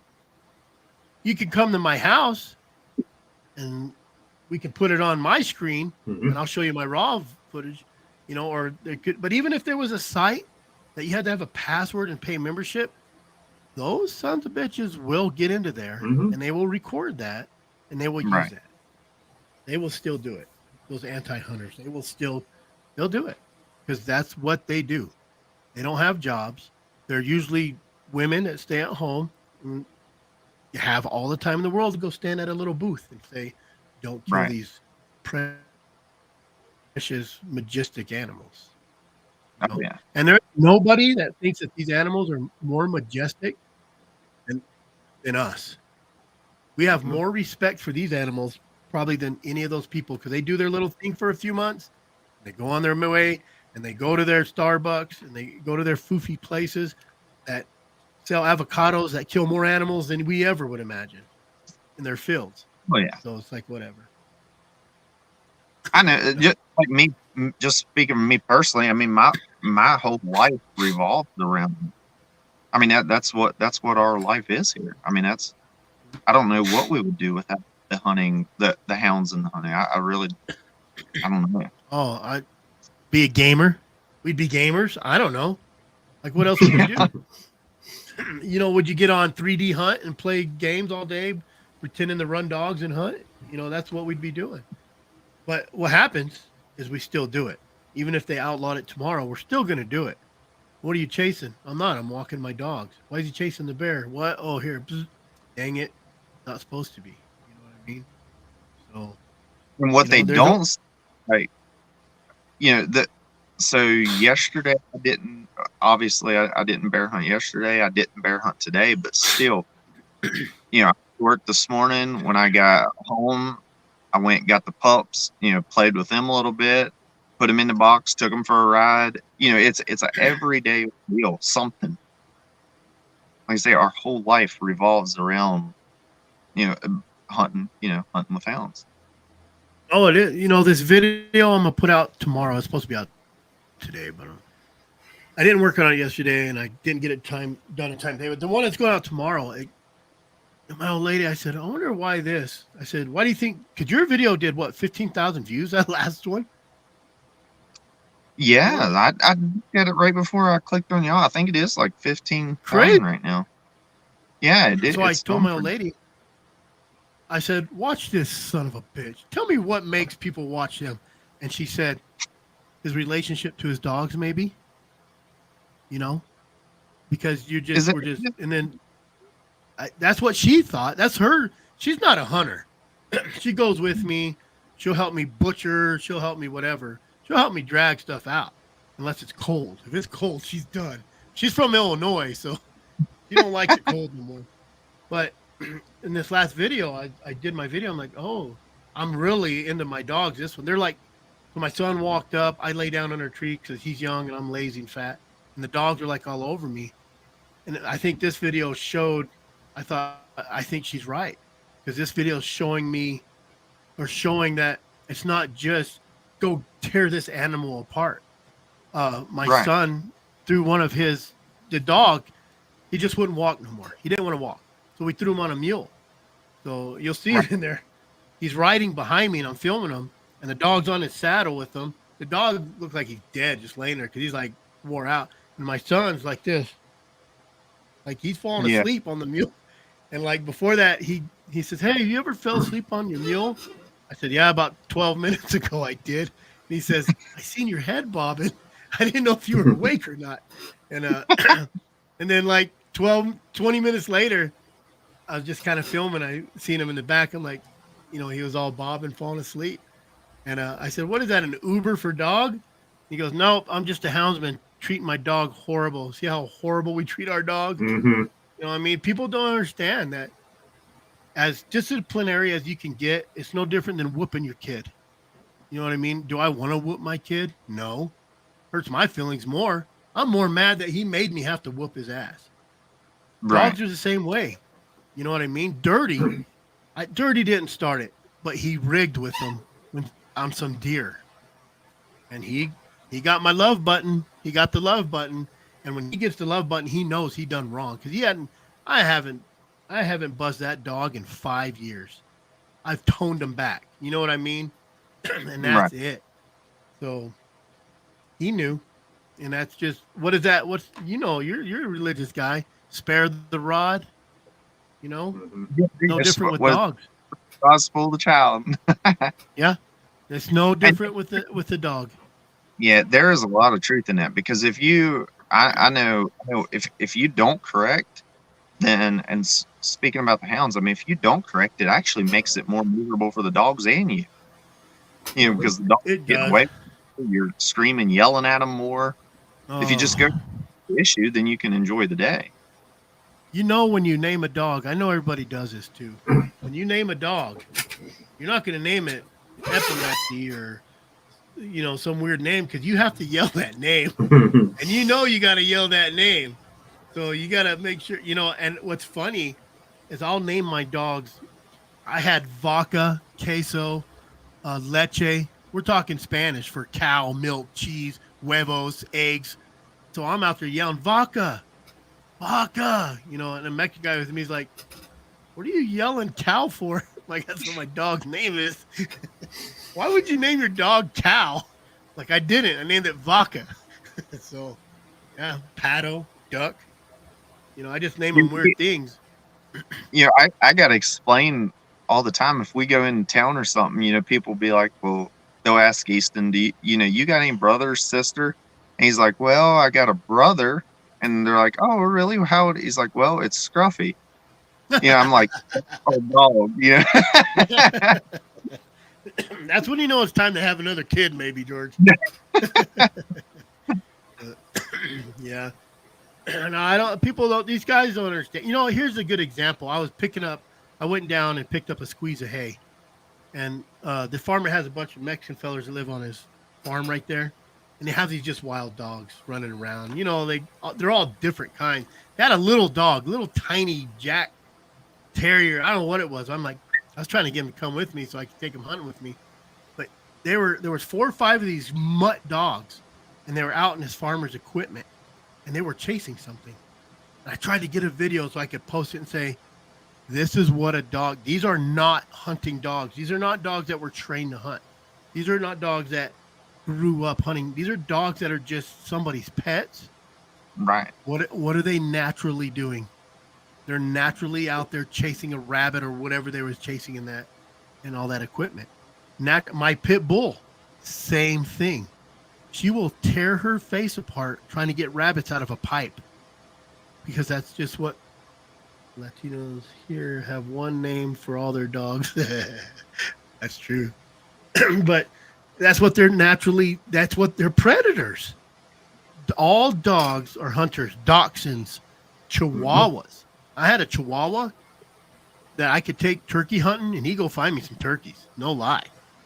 Right. He would herd my pigs. He would herd my cattle, and he was a little chihuahua, just a little dumb chihuahua.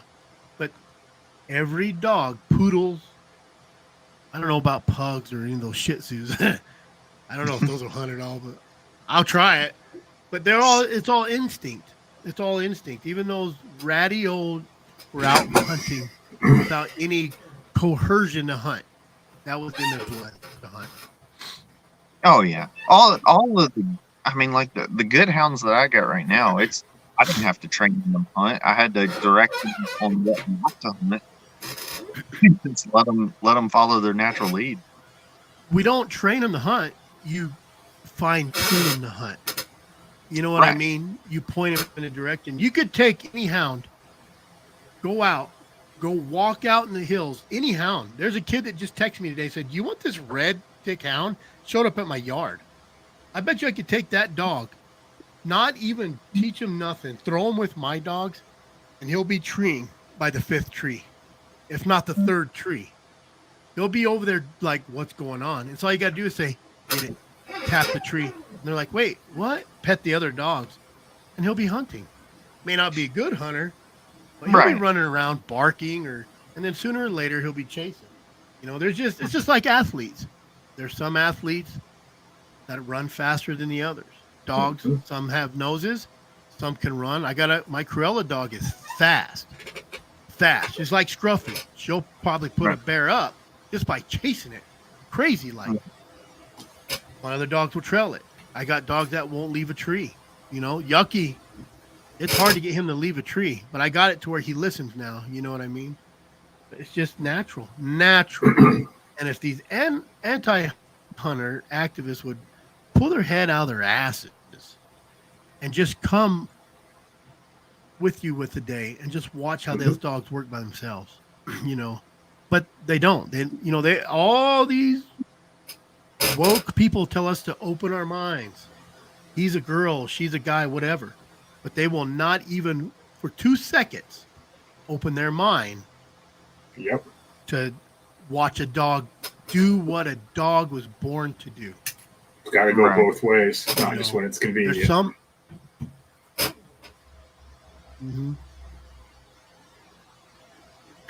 Does Charlie talk? Tell us about your dogs, Charlie. Charlie does. He just kind of hangs out and sits there and lets everybody talk. Yep. And then I won't shut up, so I'll shut up. My dogs, they're a bunch of mutts. I've got my oldest dog. She is a 3/4 blue tick quarter walker. I got her off of Facebook. I don't even know anything about her. First hound, so I kind of ruined her, so I didn't know what I was doing training her. She's seen way too many raccoons in a cage, so unless she's looking at it, she's not going to tree. But that's also kind of a blessing at the same time, because like with the younger dogs, I know if she's with them and she's treeing, it's there. Whether I see it or not, it's there. I know it's there. So I mean, that's kind of a nice thing. And then I've got she just turned 4, a July foxhound that I run with the raccoon dogs. And then there's the 2 full-bred blue ticks that are litter mates. Then we have a little beagle we started running rabbits on. It's kind of a different pack. You know, a foxhound, she's kind of throws a weird mix in there. But she's not a tree dog. I mean, she's a running dog. But she does tree. You know, if she sees it, she'll sit there and tree and bark until you go get her. Thing with her is she's really good at finding like layups, you know, stuff that hasn't come out of the tree yet. She'll go in there. You know, she's always way out ahead of the other dogs just because that's what she does. She'll go in there and bark a few times. My other dogs will go in there and start treeing. She's off looking for the next one if she doesn't see it. So she'll take off and go. Like she finds it, kind of gets my other dogs where they need to be, and then she's off looking for something else. Kind of a weird dynamic. It's always great to have a set of dogs that complement each other. Mm-hmm. You know, you have to have those couple dogs that tree really hard, because you'll have those dogs that will trail and they board at the tree, but them tree dogs will keep all them dogs around. That bear just booger falls out bear's nose and they get like, oh my God, he's going to move. And they just go crazy again. And all the dogs come back. You know, I have dogs that trail, get to the tree, and they just kind of run around and they bark at it. Mm-hmm. They go try to find another track. They'll take off looking where that bear might've came out. But I got those tree dogs that just won't. Yucky's a good one. And he's red bone. He has red bone, black and tan, and red. He has all. I have a mixed line. It's everything. If you did a DNA test, there's probably Chihuahua in those pups somewhere. But they hunt. My foxhound. They hunt and they just work. They complement each other, and it's so great. I fully expect my foxhound to die hunting one of these days. Because when she starts running something, her brain shuts off, and it's just, I'm going to catch what I'm chasing. I've seen her run off the edge of little hills. She's gonna end up. We're gonna end up running across a bear or something. She's gonna run up and catch it and bite it, and it's gonna turn around and kill her. I know it's something that's gonna happen. I know it is one of these days. She just doesn't. She just wants to catch whatever she's running. And it's gonna get her one of these days. I really expect it to. I have a little English female right now. I used to think that about a couple of my dogs. Oh yeah, talking about complimenting each other. I got a little English female right now. She's a little bit over a year, and she's making every tree, But I've seen her last week, I think twice. She got she split, or I think one day she went the right way, my other backwards. But I've seen her tree a bear a couple times, and if the other dogs are coming in behind her, she'll stay. But if she trees it, and if she's by herself, she quits. So, like you say, it's nice having them dogs. But she'll probably, she's only been hunted 2 months, so she'll get there. Go out of it. She'll probably end up staying, once her confidence builds up. But yeah, the worst thing is when they get to a tree and get smacked, or something scares them, and it takes a while to get them back. You get a mean bear, and I love running my dog. I'll run my dogs at 4 to 6 months old with my other dogs. I'm not going to lie, but that's dangerous because one little incident could ruin that dog, or it can make that dog. I used to run a lot of coon. I don't do it so much no more. I'm like to be in bed by midnight, not 3 in the morning. That's where I'm getting to. No, man, this being up late stuff. I love it. Yeah, but that coon, those coons will grab your dog's head and go underwater. I've seen it. I had a dog that didn't care. Luke, my main blue tick. So he would. I could hear him out there. Bar, blah, blah, blah, blah, blah. He would hold. He would go underwater barking. I could hear him underwater, blah, blah, blah, blah, blah, and he wouldn't quit. I'm like, why he didn't get drowned? I don't know how he didn't get drowned, but I've seen that happen. Take the puppies out there. Yeah, and my Go ahead. My foxhound, we shot out a raccoon one night, and it hit the crotch of the tree on the ground. We thought it was dead, so my buddy picked it up and we're carrying it out. Well, it was just knocked out. So it woke up and tried to bite him, so he lets go of it.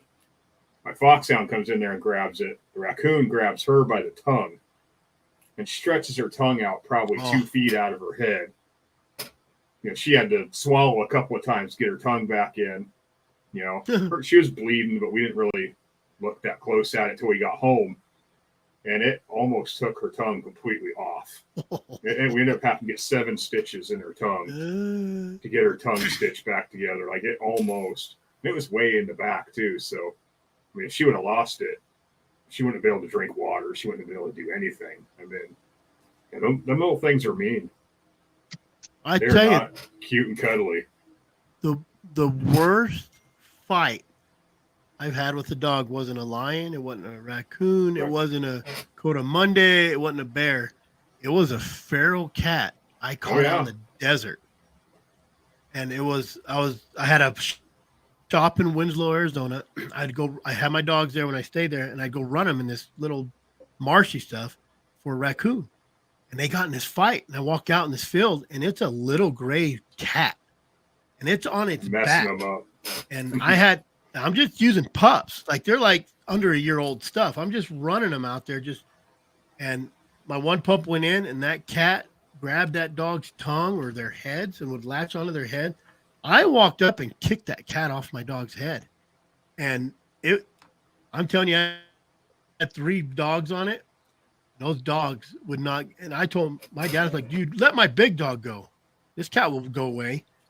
And my big dog, my old dog, ran in, and that cat latched onto his head, and he turned around and said, nope. I had 4 dogs in the middle of nowhere, and this cat tore my dogs up. I had to pull my dogs off. I was like, I said, you know what? Let the coyotes have you. 2 months later, this was 2 miles from my shop. 2 months later, I had a pit bull at my yard, like a guard dog. and I hear this dog fighting, and I go outside, and it's that damned cat made it to my shop somehow, probably eating my dog food, and beat my pit bull up. Beat him up. I said, I don't even know why I got a pit bull. I'll just leave that cat here. Yeah. This cat, that cat, I thought the coyotes would get something. That cat lived Nope. out there by itself, and it found my yard, and I stayed away from it. If I seen that cat, I walked the other way. I didn't want him messing me up. So, good deal. Don't feel bad. I've been hunting hounds for 35 years and ruined a really, really nice pup, dude. I think probably 90% of ruined dogs, and I'm guilty of it, is handler fault. error. 100%. It is. You don't give them enough time. You do something you shouldn't have, or you maybe shocked them on something they shouldn't have been shocked on, or I've ruined dogs. I know I've ruined dogs. Yeah. I've gotten rid of dogs that I know I ruined. Yep. My oldest hound, I trained her on a little 15-acre property with other properties around her that were very, anti-hunting. She'd open up at 6 months old on a track and hit that fence and start going through it. I'd have to tone her back. Well, you do that enough times on something you want them chasing, they're just going to quit. She'll still run a track, but she's quiet when she does it. Unless she's looking at it. Yep. So, yeah, it's just like toning them on the box or shocking them on the box, or I try my hardest not to do that unless they get in a fire box. But I used to carry cattle prod. I'm so spoiled now that I think once you get your dogs lined out, your puppies are starting to, you don't have to train no more hardly. You have to fine tune. And you drop them with your older dogs, and there's no fighting going on, they're not going to fight. Unless maybe you get someone else in there. But I used to carry cattle prod, and if there was any kind of fight, I'd stop the truck, get out, and whatever side I'd go to, all them dogs would go to that other side. Because they knew. And it took me a lot of years to build my pack to where I want to. And it takes a long time to do that. And then it's so much easier to run your younger dogs to learn from it. So yeah, anymore I just hunt them. I don't even do anything. I just really hunt them now. There's not a whole lot of training anymore. But when you lose your old dogs, or you don't keep up with your pups, when your older dogs go, I'm at that point where I don't have great dogs like Dirty, and he's 9 years old. I'm like, oh, please learn. You dogs learn this year. You only got a year or two, you know what I mean? Because he is getting old. I mean, he ran when we went Saturday. He was tuckered out, but he still goes. And I think this line I got is really resilient at older age. His mother was running when she was 15 years old. So, she would go. I wouldn't let her go after about 13. I started holding her back, but she would go like a 3-year-old dog. Yep. I'm hitting that stage now. I'm worried because one of my better dogs, she's getting ready to turn 10. And when I lose her, I'm gonna feel it. Last week she did 2 just herself. And I don't think you don't have good dogs. I think it's you don't have dogs that act like her. And once she's gone, the other dogs may step up. Hopefully, cross your fingers. Hopefully, and it usually happens that way when there's not that. It's like if you're working with a coworker and he's doing all the stuff, you're just coming behind him, finishing up. You can do just as good as him, but he's already. So when he's gone, if he quits the job, and they're like, "Hey, you got to do that," you're going to do that. But you hope that the dogs learn enough. Like rigging's the tough part. There's only a few dogs you can trust to rig.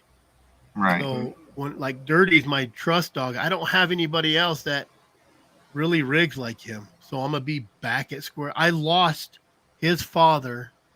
He was my rig dog, and I didn't have a rig dog. I free casted like a sucker, man. And I hunted with Elizabeth, and her dog's rigged. So So then he started rigging. So then we started letting my dogs rig, and I kind of checked them with her dogs. And then one day he just started rigging. And that's been 5 years ago, So I'm hoping, God, I don't want to lose Dirty, but he's 9 years old, Yeah. and it's tough. I I don't want to I'm, have to train again. That's yeah, what I don't exactly. want. Hope I'm you zero good pain. on the side. I've got dogs that'll rig right now, and when I say that, I've got probably 5 or 6 of them that'll rig, and they're somewhat trustworthy. But where I'll be lacking is that hardcore trailing, that Oh, nose in the track. yeah, Because right now they're wanting to, they're more run minded. They want to pick up their head and roll. yeah, and that goes with if you lose them, hopefully they like take over that. Yeah, You hope they take it over. So, yeah. And it's hard. It's hard to keep your every 2 years have a dog that's, a couple years younger coming up, a couple years younger. Because like I said, I think they all rely on that older dog to do all the oh, work. And hopefully they don't have when they can't rely on it. It's not what you should do is leave your top 2, 3 dogs home. It'll probably be a train wreck, but you should do that now. yeah. Probably, just to see if it. I'm too scared to. I don't want to not take my Dirty dog, but I should. I should leave him at camp or something. Go out, let free cast some dogs. I've done it before. Pups. I do it a good bit myself. And like you said, it does change. It changes things. Usually, I know in just my personal experience, usually I'll still catch a bear, but what I'll be fighting the whole time is that mind battle. That when the dogs get hung up, I'm like, boy, if I had my old dog, she'd roll right on through that. Yeah, or I hope they're chasing what they're supposed to be. You always have that second because it's a different open. You're so used to those top 1 or 2 dogs, what they sound like, how they do it, how they move. These dogs are going to do different. Bear hunting's probably, I'm going to say, a lot easier to go out and free cast and catch a bear. You could take probably all your dogs, go free cast, and you're going to run across the bear. I'm not saying you're not going to run across a deer or squirrel or possum or lizard, but you're going to run across the bear. And they know if they do run across the bear, they're going to chase it, especially a hot track. Lion? Oh, yeah. Lion's a lot different, especially dry ground lion. You could take snow lion all day long, and you'll hear every houndsman in Arizona that runs dry ground say you can take a poodle and catch a lion in the snow. And that's a fact because it snowed 1 inch here one year in May. Me and a buddy took our dogs out to rig train, just to rig. If they rigged, we would see the bear track. Well, we caught a lion track, and we let little dogs go, all of our young dogs, and we walked that track out with them. And they followed that track all the way to the tree, and they had this big 45, 50-foot radius where they were running around. It took us 10 minutes to find the lion in the tree. He was way up there, like 30 feet, 40 feet in a pine tree. And, probably about 50, 60 feet. And I find him, my friend, like, oh, damn, he's right there. And our dogs, they were young pups. But once we pointed at the tree, and once we got that lion, you tap, and he moved, they knew what to do. Right. But snow, that was snow. We walked that line out for a mile and found it. The dogs treed it. They just didn't know what tree it was in. Kind of funny, but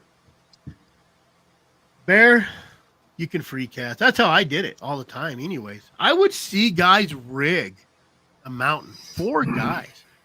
I would pull in, walk in, and catch a bear because that bear didn't leave his little bowl he had up in there. So, if you want to catch bear, walk, free cast every canyon. And if you have somebody to drop you off, it's great. Drop you off at the top. You walk down. I got a couple spots. I walk down a few miles, big goalies, and they pick you up and you go to the next one and you'll jump a bear. Right. Dogs are the athletes we all should watch. They will cost us millions of dollars. They don't blame their team owners, and they will never kneel during our national anthem. No, but they'll sure lay down when they're tired. Boy. Good deal. That was a good talk session tonight, I believe. Yeah, I was just thinking, I need to head out of here. It's been dinner time for a while. Yeah, I eat early here because I know I'm going to be stuck over here for a while. Thanks for coming on. Yeah, thanks for letting me come on. We'll do it again. George, I'm glad you took time out of your busy work schedule. Well, you got to get working the next 2 weeks to catch up, huh? Yeah, I got to work a lot this week. Try to get caught up. That sucks See, going back to work. Yeah, I basically, like I said, with the YouTube, and then usually I'll usually hunt a dog or two, or sometimes up to four people. So so it's kind of a job too, just hunting. It is, and I haven't been working for the last month, and I swear, I've worked harder trying to edit videos and go out and do YouTube than I have at work doing 40 hours a week. I don't think people understand that video I made a week ago Saturday. I made the first video, the part 1, and I've been working on part 2. Just Right. the editing. They don't realize. Every time someone says there's 2 things now. It used to be I'm getting in the hounds. I said, don't do it. Absolutely don't do it. Find a friend, go with them. Don't have to feed. You don't have to clean crap. You don't have to go to the vet. You just have to help them handle their dogs and buy them some beer or Dr. Pepper or whatever. Buy them some lunch, gas, cheaper. Nope. They get into dogs. Next thing you know, they're bitching about it. I said, I told you. Don't get into dogs, man. And now the second thing is, I'm going to start a YouTube channel. I said, don't do it. Don't do it. It's not easy to go make a video, get 1,000 subscribers. They see all these people that are making $100,000 a month or whatever, 10,000. No, not that easy, especially in our niche, how we, our niche. But I'm just not an idiot. I'm not going to go. There's 2 things I don't have. I'm not stupid. I want to go act stupid and get shot like that YouTuber just got shot for being an idiot. Right. And I don't have a big old pair of boobies. So I can't just run around in the hills with no bra and get 1 million views because nobody knows what I even said or talking about. So I have to somewhat be creative and make something that you want to watch, so it's tough. But and then, like you said, I enjoy it. I enjoy a lot of these guys. Yeah, not that many people want to watch what we do, compared to like that Mr. Beast and all that. The pop culture, everybody wants to see that style stuff. It is, and Brett gets onto us a lot about, you got to do this and this. He's told me before, you just got to be more energetic. I'm like, dude, I'm not Kirk Price. I don't be like, yeah, right. I'm not. You could cut your arm off in front of me, and I'll be like, I will make a joke, call you Stubby, and like, we better get you to the hospital, Stubby. Like, I'm not an excitable guy. I don't know if it's because like law enforcement or the military, like anything I've done in my life. I don't know. I was 16 years old. My dad was taking me down 1,000-foot mines on a rope, 200 foot of ladder. That's what we did, So it's hard for me to be an idiot I'm just not. It's not okay. I can't. It is easy. It's not hard not be an idiot. Just on camera, it's hard not to. I'm the same way. Yep. And this, look, Johnny, I've hesitated. Oh wait, George, you hunt the early season in Virginia today? No, I didn't, and the reason is I usually skip the early season if possible, just because there's so many people in the woods. I think I'm lucky because I get to hunt a lot, so I actually call it, it's easy for me to skip them 3 days when it's a pile of people. So, that's the convoys, huh? 8 trucks, 9 trucks. Dude, I feel dumb when I got 2 or 3 people behind me, and most of the time, if there's people behind me, they're not experienced. There's 2 guys that will probably be hunting with me. Well, one, the other one's going to Disneyland or something. and he's a Mexican kid that he's going to stay in it. Like you can tell people who stay in it, and he's had some trials and he's still doing it, and he'll follow me around till we get some bear. He goes out and hunts by himself trying to get, and I tell these people, you're going to go sometimes 2-3 years without catching something. If you're lucky, Right. or you go buy a made dog, you could catch something. But if you want to be a houndsman, I've said this before, buy a puppy. Start from the beginning, because if you go buy made dogs, it's like buying a brand new car when you're 16. You're not going to know how to work on it. Not me. I had a 71 Dodge.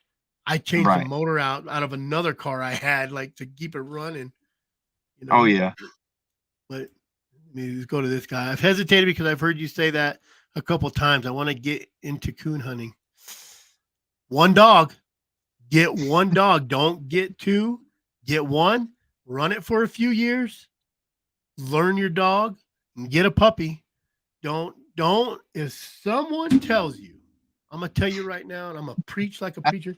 If someone tells you, here's a dog that trees, he's just older, I got too many dogs, don't take it. Don't take it. If he only wants $100, don't take it. If you want $3,000 for it, think about it if you want to spend it. But don't take that dog someone's going to give you, because it's never treated coon. It's going to chase frogs and turtles and snakes and lizards and mosquitoes and butterflies before it catches a coon. Get a puppy. Watch YouTube. Email me. I'll tell you the wrong things to do. George tell you what he does. But watch where the red fern grows. That's exactly how you do it. Right there. You get a drag. There is a lot. You work them every day, and that's what you do. If that's what you. But get a puppy. Learn it. And then, after a few years, if you haven't choked your dog or your wife hasn't divorced you, then maybe get another puppy to run with it. That's my advice. And I'm not the best houndsman, I'll tell you that. I said in my video I'm posting, I said, I hunt lions. I am not a lion hunter. Man, I just go out and try to do my best. Sometimes I mess up. 90% of the times I mess up. 10% it's my dogs. But that 10% is probably my fault. I think it's all of us. We all fight that same battle. Mm-hmm. Don't buy a puppy. Oh, this guy's trying to ruin them already. Look. Don't buy a puppy. Nope. If you want to be a good houndsman, buy a puppy and hate yourself. You're going to hate yourself. You're going to clean up crap. He's going to chew stuff. He's going to do wrong things. A bit different. I see. Let me see what he says again. I disagree from bear hunting. It's a big difference. I think you have to a solid dog or two for a foundation. I have seen a lot of folks get pups and try to bear hunt, and it doesn't go well because they don't stick with it and they don't listen. That's what I'll say about that. One of go ahead. If you could a good mentor, exactly. That is probably one of the biggest helps. Somebody that already has some good dogs or decent dogs. Mm-hmm. And then you get to the stage where you help them a while, you know what's going on. And then if they're comfortable with you bringing a pup aboard and let their dogs help yours. Let me tell you what to do first. Don't get a dog. Don't even think about getting a dog. Don't dream about it. Go with somebody that has dogs. Go with somebody that has puppies too, that are training puppies with their dogs. Run with those guys for a little bit. Run with them. Run with them for a little bit because they're going to be nice first. They're not going to whip their dogs in front of you. They're not going to yell at their dogs. Get to know them. Get to know them. I've hunted with people for years before I seen them whip a dog for doing something really bad. And I'm not about whipping dogs, but I'll whip my kids. I whip my dog like I whip my kids if they need it. My old lady, not so much. I'm scared of that one. But go with somebody. I always tell people, go with somebody. And, dude, 6 months. 6 months. Run with them. Every time they go out and you want to coon hunt, go with someone who coon hunts till 3 a.m. Go with those guys. Walk through those creeks, those swamps, the lakes. Go through that crap where there's rattlesnakes and moccasins, wherever you guys are at. Because If you're afraid of the dark, don't go coon hunting. I'll tell you that. Coon hunt will make you afraid of the dark. Right. So I know don't when risk. there's so when they come with me, what I like is when you get one of them young dudes that come with you, they offer to go, if you get a split tree, they offer to go get your dog for you, or better yet, if it's a dog that ain't doing nothing and they still want to offer to go get that dog for you, or you got a lead strap full of dogs, they're like, hand me one of them dogs. Can I help you out? Or that impresses you a lot. And then it makes you want to help them get going. You see that they really have that in them. See if they want to handle, because most people, when I hunt with somebody new, I don't even hardly put my dogs down. I kind of watch them and see how they handle their dogs. And I don't really like hunting with someone new. I hunted with Elizabeth Bolin for 5 years. And it took a year before she started saying some bad words around me. And I knew she was funny as shit. So hunt with them. You're right. And if you're taking somebody to hunt, if they want to take them, let them handle those dogs, because handling a grown dog, somebody else's grown dog, because I have dogs that won't listen to my kids or my wife, and then I'll be like, hey, and here's my kids will feed my dogs, and I'm real big when you feed your dogs, they do not bark. I hate dogs that bark when you're out there, and I know they'll get excited. They'll bark with my kids. I haven't been home for 3 years. They've been feeding my dogs for 3 years, basically. But even now, they'll be out there, and I'll hear them dogs barking. And as soon as I walk through those trees, my dogs all go to their dog box or on top of it. They're like, oh, shit. Damn, daddy's home, Yeah.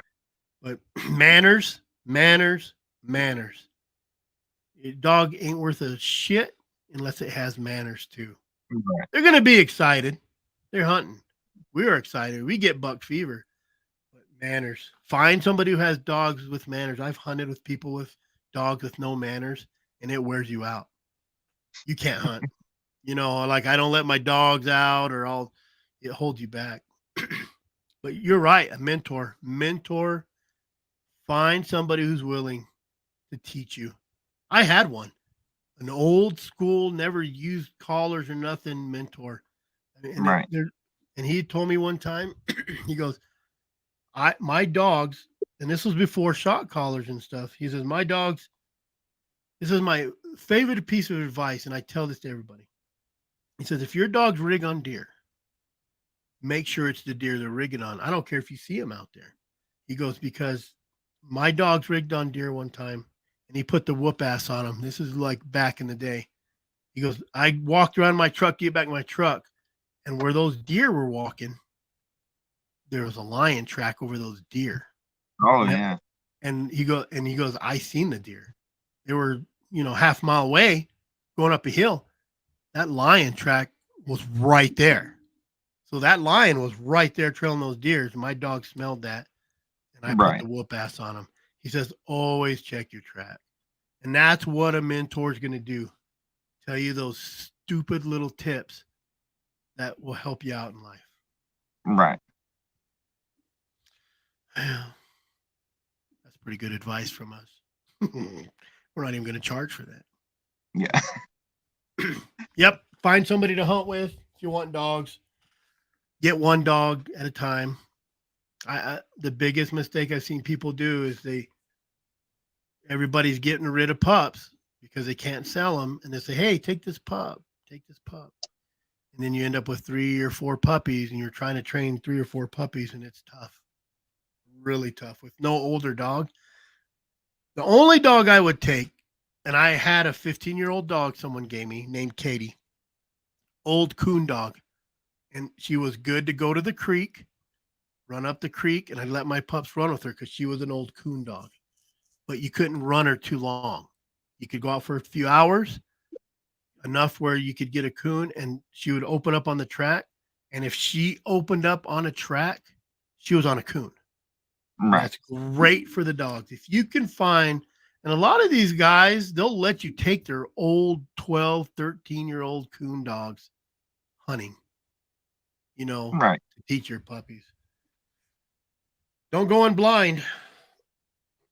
So BB, who wanted to get into it? It was Johnny. We warned you, Johnny. We warned you. You got advice from somebody who don't know much from hounds that just runs, and you got advice from George. So, Well, hey, I'm still trying to learn myself. hey, I bet you this guy in here says he's been running hounds 35 years, still learns stuff from his hounds. Yeah. You know, I didn't learn nothing from my hounds really good until I got a Garmin. And I noticed that those dogs would go out when you, like I said, you first get your Garmin, you watch it. And I would notice they'd come back exactly on their trail, smelling themselves back to where they go. That was just the neatest thing in my book when I first got a Garmin, that I could watch those dogs backtrack themselves or cut across, hit another dog's trail, and go after that dog too. Take that trail. Loved it. So, well, George, I know it's 10 o'clock over there. Couple hours of BS. So, thank you for coming on. Thank everybody for listening so long. I don't know if we're talking anything right or wrong, but it sounded good for a while there. So you guys could go check George out on Mountain Music and Mules. You got any videos coming out? Oh, I think I'm going to put out a last year's youth hunt, I believe. Oh, good deal. I got, so like we was kind of talking earlier about YouTube. I got home this evening, messed with the pups a little bit, went in, got on YouTube, and when I woke up, my head was down on the keyboard. Oh man, today I'm in and it's only 9 in the morning. I got up at 4. I gotta get this video edited. I'm out here and I'm on the keyboard, and next thing I know, like I'm clicking the mouse because I'm falling asleep. Same thing. I'm falling asleep at the keyboard, man. I had to kick my chair back and try to take those 15-minute power naps, you know. Right. But Johnny, if you got any questions, there's my email. You can get on George's YouTube, probably leave him a message. We'll give you whatever advice. It may not be good advice, but it probably won't be the worst advice. Yeah, it'll be information. Take it how you may not be right, but it's going to sound good. So send me an email if you need some help. Or where are you from, Johnny?